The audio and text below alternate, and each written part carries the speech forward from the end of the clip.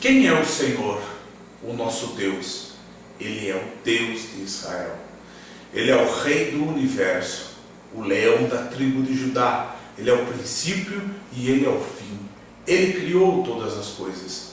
Para ele foram criadas e por ele foram criadas tudo que vemos, tudo que não vemos, o reino espiritual e o reino material. Este é o nosso Deus. Nos dias de hoje, assim como na antiguidade, nós temos um número enorme de homens e mulheres que acham que podem prever o futuro, que acham que podem decifrar os enigmas da vida, que lançam predições como horóscopos, como predições no final do ano para o ano vindouro, nos esportes, na política, nos desastres. São tantas pessoas querendo prever o futuro, muitos sim instigados por Satanás, e sim, muitas predições às vezes ocorrem, ou pela própria probabilidade, pelos cálculos, ou até mesmo porque é tão genérico, uma coisa que sempre ocorre.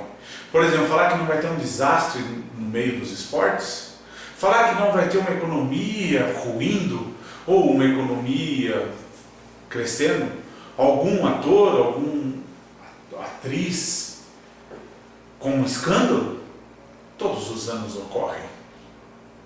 Ou até situações de maior impacto que o próprio inimigo lança e trabalha durante todo o tempo para que aquilo se realize. Mas o único que pode falar do futuro é o Deus dos céus, é o Rei do universo, é o leão da tribo de Judá, é aquele que era, que é e que sempre vai ser. O nome dele é Jeová, Senhor, Deus. Não existe outro, além dele, que possa falar das coisas vindouras. Eu queria falar disso um pouco, no dia de hoje, para nós entendermos o quão grande é este Deus. Como ele fala das coisas vindouras como se fosse o hoje, como ele chama pelo nome. Isso, eu queria usar dois exemplos.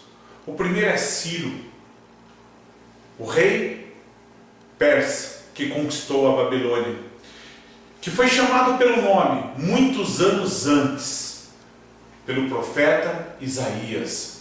Deus deu a conhecer a Isaías o futuro. E o outro é o rei Josias, que governou e começou a governar com 8 anos de idade, que está registrado no primeiro livro e no segundo livro de Reis. Esses dois homens, e eu quero ler alguns trechos, foram chamados por Deus muito antes deles terem nascido, dos seus pais terem nascido, dos seus avós terem nascido. Deus chamou eles pelo nome. O primeiro Ciro se encontra no livro de Isaías, capítulo 45, e começa assim: assim diz o Senhor, ao seu ungido Ciro, cuja mão eu seguro com firmeza, para subjugar as nações diante dele, e arrancar a armadura de reis, para abrir portas diante dele, de modo que a porta não estejam trancadas. Isto se realizou muitos anos depois que Judá foi levado cativo para a Babilônia. Depois de Jerusalém ter sido destruída pelos caldeus, pelos babilônios. Depois de toda a nação de Israel, toda a cidade estar sendo queimada ao fogo, os muros derrubados e o templo destruído. Muitos anos depois, Deus levanta um homem, Ciro. E a palavra de Deus no capítulo 45 fala que este Ciro iria reconstruir o templo de Deus. Este é o nosso Deus. E olha o versículo 11. Assim diz o Senhor, o Santo de Israel, o seu Criador. A respeito das coisas vindouras, Ele é o único que pode falar do futuro, porque Ele é onisciente. O nosso Deus, Ele é o Todo-Poderoso, o único Deus. Você me pergunta sobre meus filhos, ou me dá ordem sobre o trabalho das minhas mãos? Fui eu que fiz a terra, e nela criei a humanidade, minhas próprias mãos. Estender os céus, eu dispus os seus exércitos de estrela. É o Deus que nós servimos. E se nós lermos o capítulo 45 de Isaías, nós vamos ver como Deus, anos e anos antes, anunciou como Israel, como Judá, como seria reconstruída a cidade de Jerusalém. Quem iria ser responsável por isso? Ciro. Este é o nosso Deus. É o Deus que sabe o futuro. É o Deus que cumpre a sua palavra. Versículo 18. Pois assim diz o Senhor que criou os céus. Ele é Deus que moldou a terra e a fez. Ele fundou-a, mas não a criou para estar vazia, mas a formou para ser habitada. Ele diz: eu sou o Senhor e não há outro. Não falei secretamente de algum lugar, numa terra de trevas. Eu não disse aos descendentes de Jacó: procure-me à toa. Eu sou o Senhor, falo a verdade, eu anuncio o que é certo. Este é o nosso Deus. Este é o nosso Deus, que fala das coisas vindouras. Se a gente olhar no primeiro livro de Reis, capítulo 13, nós vemos mais uma profecia sendo anunciada por este Deus tremendo, aproximadamente 336 anos antes dela ser cumprida. Aqui nós temos no reinado de Jeroboão um rei ímpio, um rei que adorava a Baal, um rei que era abominável aos olhos do Senhor. E em certo momento, no versículo 4, diz assim: quando o rei Jeroboão ouviu o que o homem de Deus proclamava contra o altar, apontou para ele e ordenou: prenda-o. Mas o braço que ele tinha estendido ficou paralisado e não voltava ao normal. Além disso, o altar se fendeu e as suas cinzas se derramaram conforme o sinal dado pelo homem de Deus, por ordem do Senhor. E qual foi a ordem que este homem de Deus falou do Senhor? Se a gente olhar no versículo 2, ele clamou contra o altar, segundo a ordem do Senhor: ó altar, assim diz o Senhor, um filho nascerá na família de Davi, e se chamará Josias.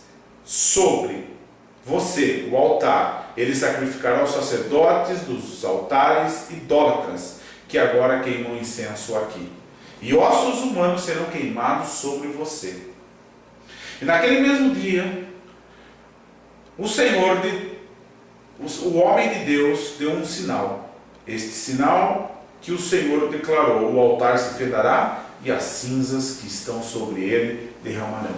No mesmo dia, parte dessa profecia foi cumprida, que foi o altar se fender e as cinzas serem derramadas. Mas apenas 336 anos depois, quando nasce o rei Josias, da descendência de Davi, e ele começa a reinar com 8 anos de idade.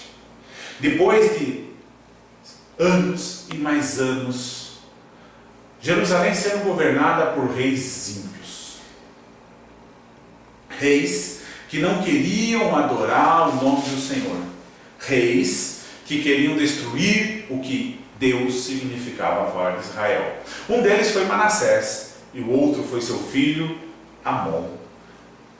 Josias, neto de Manassés, filho de Amon, da linhagem de Davi, começou a reinar com 8 anos de idade. Mas ele tinha um coração íntegro com Deus. E Deus cumpriu nele a profecia dada 336 anos antes. Que diz assim, olha onde que Deus começa no versículo 20 do capítulo 23 do segundo livro de Reis. Josias também mandou sacrificar todos os sacerdotes daquele altares idólatras, e queimou ossos humanos sobre os altares. depois voltou a Jerusalém. Então o rei deu a seguinte ordem a todo o povo: celebrem a Páscoa. Isso, Josias mandou matar os sacerdotes que naquela época sacrificavam.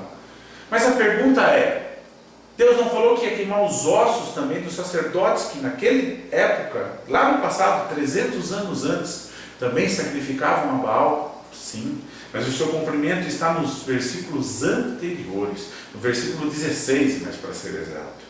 Quando Josias olhou em volta e viu túmulos que haviam nas encostas das colinas, mandou retirar os ossos dos túmulos e queimá-los no altar, a fim de contaminá-los, conforme a palavra do Senhor proclamada pelo homem de Deus que prediz essas coisas. Este é o nosso Deus. Este Deus, Ele cumpre o que fala. Quando Deus proclama algo, uma profecia, ela se cumpre. Eu creio nesse Deus. Esse Deus é o Todo-Poderoso. Existe uma diferença muito grande das profecias que Deus lança sobre a humanidade. As profecias da volta de Jesus Cristo, as profecias do Salvador, a profecia da Páscoa, a profecia da grande tribulação, do anticristo, a profecia da praga, na grande tribulação, o ano milenar. Essas são profecias de Deus e nada vai mudar isto. Deus determinou para a humanidade isso.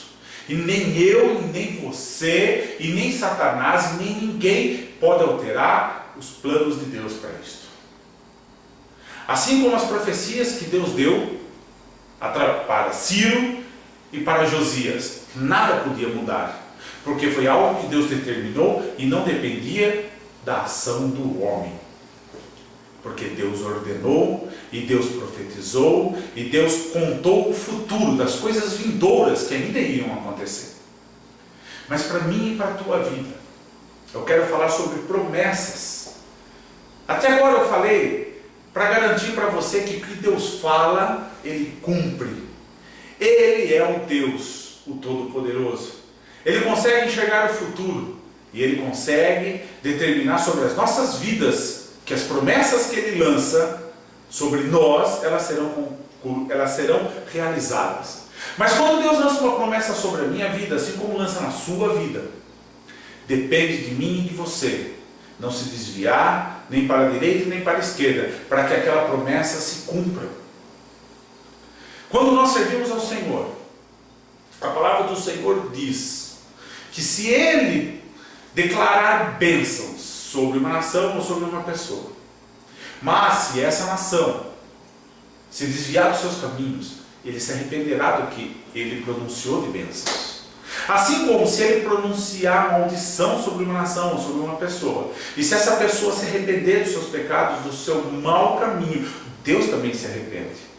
Deus se arrepende do que ele proferiu de maldição sobre aquela pessoa e não se realiza. Então a promessa de Deus sobre a minha vida e sobre a sua vida, ela depende do que eu e você vamos fazer para receber, para ter ela concretizada. Nós não podemos e nunca poderemos colocar a culpa em Deus, porque Ele é o poderoso, o Rei do Universo. Ele tem capacidade de prometer e as coisas se realizam. Nós nunca veremos Deus falhar. Quem falha somos nós. As promessas de Deus para a minha vida e para a tua vida sempre tem um se, um porém, uma condicional para que ela aconteça. Se nós olharmos para o livro de Deuteronômio, capítulo 28, todas as bênçãos que Deus declara, a palavra de Deus é bem clara: se atentamente ouvires a voz do Senhor teu Deus, tendo cuidado de guardar e andar em todos os meus mandamentos que hoje vos ordeno, ou seja, se atentamente. Quando Deus profere uma profecia a respeito de você, uma promessa que Deus lança na sua vida, assim como Ele lança na minha, Ele é fiel para cumprir, mas depende de mim e de você para que ela se cumpra. Se Deus proferir bênçãos e eu e você não levar em consideração, esquecermos disso e nos desviarmos dos nossos caminhos, nós podemos perder essas bênçãos. Mas se nós se mantermos santos, Deus é fiel para cumprir. E nisso eu queria falar mais uma coisa, rápido. Nós somos os responsáveis das promessas de Deus serem realizadas sobre nós, como somos fiéis. Mas existe uma grande falha na minha vida. Como eu tenho certeza que existe na falha na vida de muitas pessoas. Nós, com as nossas atitudes, acabamos declarando que o nosso Deus não é capaz de cumprir a sua promessa. Mas como? Vou te explicar. Deus vem e determina uma bênção sobre a sua vida. Eu e você entramos em desespero porque ao longo da caminhada até nós chegarmos a esta promessa, nós começamos a ver que as coisas estão dando errado. E começamos a perceber que as coisas não são de acordo com o que nós queríamos. E do que Deus pronunciou, nós entramos em desespero. Assim como os discípulos que estavam no barco e a grande tempestade veio. Os discípulos não tinham autoridade, não se sentiam com autoridade de repreender. Quando Jesus se levanta, repreende o mar, repreende o vento, mas repreende os discípulos. Até quando vocês me terão com vocês? Homens de pequena fé. Ou seja, eles sabiam que estavam com o Criador, o Senhor Deus. Jesus já tinha dado muitas provas de quem Ele era. E eles continuavam temendo. Depois da volta de Jesus Cristo, dessa viagem que Ele atravessou o mar para resgatar um homem, o endemoniado gadareno, Ele volta e encontra a seguinte situação: uma multidão esperando.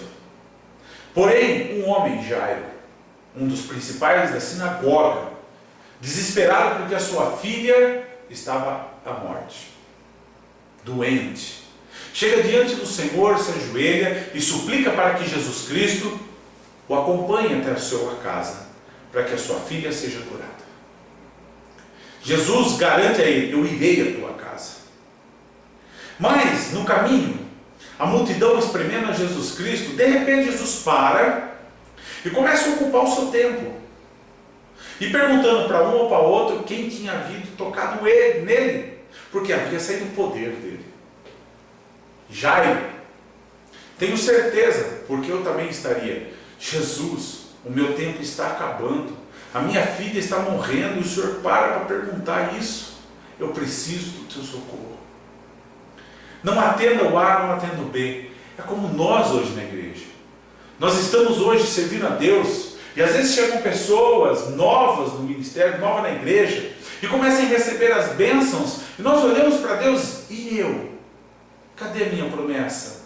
O Senhor se esqueceu da minha promessa? Não, Jesus nunca se esquece da promessa. Apesar de Jesus Cristo ali estar atendendo a mulher do fluxo de sangue e entregando salvação na vida dela, porque a fé salvou ela, ela foi curada fisicamente e espiritualmente. Jesus não havia se esquecido da promessa que ele tinha feito a Jairo: eu irei na tua casa. Nós podemos se esquecer, nós podemos entrar no desespero, e o desespero é a falta de confiança em Cristo, é a falta de certeza que Ele opera. O que é a fé? A fé é a certeza de fatos que não se veem, e convicção. Isto é a fé. Nós temos que ter fé, temos que crer no Deus que nós servimos. Então, quando nós entramos com dúvida, com desespero, nós estamos falando para Jesus: eu não creio que o Senhor pode realizar a promessa na minha vida. Só que Ele fala das coisas vindouras e Ele cumpre coisas absurdas.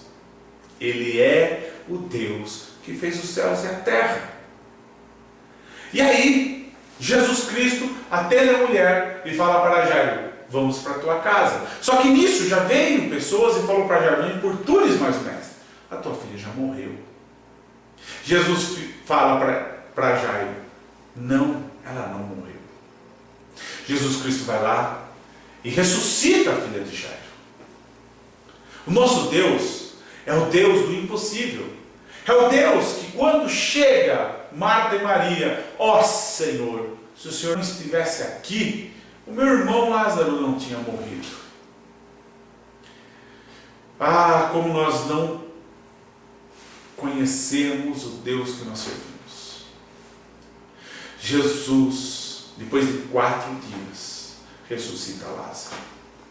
Para Deus, apesar que eu e você possamos achar que os nossos sonhos morreram, Deus, Ele é poderoso para ressuscitar.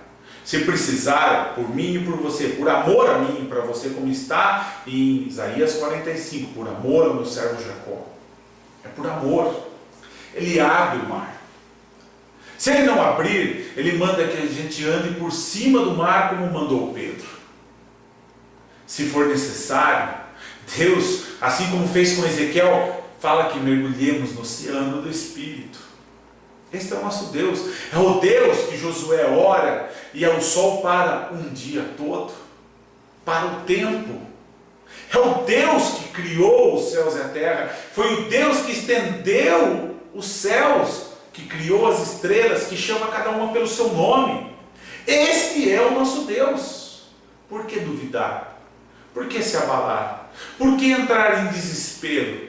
Por que se angustiar? Se Deus prometeu, Ele cumpre. Apesar que eu e você, assim como Lázaro, assim como Marta e Maria, acharmos que Deus, se o Senhor estivesse aqui, o meu irmão não tinha morrido. Oh Deus, o Senhor perdeu tempo com a mulher do fluxo de sangue e a minha filha morreu. Irmão, o teu sonho não morre. E mesmo que ele tenha realmente morrido, o nosso Deus ressuscita. Não importa se é com 4 dias, com 5 dias, com 1 ano. Ele é o Deus que declara, através de séculos, o nome de alguém que ainda vai nascer para fazer a obra e realizar aquilo que Ele determinou. Ele é o Deus que desde a fundação do mundo já tinha determinado a morte de Jesus Cristo para salvar a mim e a você e nos resgatar das garras de Satanás, porque Ele conhece o futuro, Ele entende, Ele sabe, Ele já esteve lá, Ele é o Deus Todo-Poderoso, o Rei do Universo. Creia que Deus pode realizar sim as suas promessas. Este é o nosso Deus. Não duvide, não se abale, não duvide de forma alguma, porque o nosso Deus, Ele realiza maravilhas, proezas. Este é o nosso Deus. Não se esqueça disso. Não se esqueça que o Deus que fez os céus e fez a terra é o teu Deus. É aquele Deus que fala assim, ó, não se preocupe com as coisas desta terra. Não se preocupe, antes tenha a sua preocupação no reino do Senhor, faça primeiro a minha obra, pratique a minha justiça, todas as coisas eu vou acrescentar à sua vida. E quando ele fala isso, no Novo Testamento, nos Evangelhos, Deus está falando o seguinte, olha, os leões, os pássaros, eles não guardam comida e Deus os alimenta. Por que você se preocupa com o que há de comer? Por que você se preocupa com o que vai se vestir? Nem os servos de Salomão, nem Salomão em toda a sua glória se vestiu como os lírios do vale. Essas coisas, quem se preocupa, leia lá nos Evangelhos, são os ímpios, são as pessoas que não creem em Deus. Claro, eu e você desejamos, gostamos e queremos ter boas coisas. Mas vamos primeiro fazer a obra, vamos primeiro andar nos caminhos do Senhor, vamos ser fiéis a Ele, vamos crer nele cegamente, vamos pular do abismo porque temos confiança que o nosso Deus vai nos segurar. Creia nesse Deus, porque Ele é poderoso para cumprir a promessa que fez a você, como Ele é poderoso para cumprir o que fez a mim. Creia nisso, e comece a meditar nisso, e leia a Bíblia. Você vai encontrar muitas provas do que eu estou te falando. Em nome de Jesus, receba esta palavra e vai mudar a sua vida. Amém.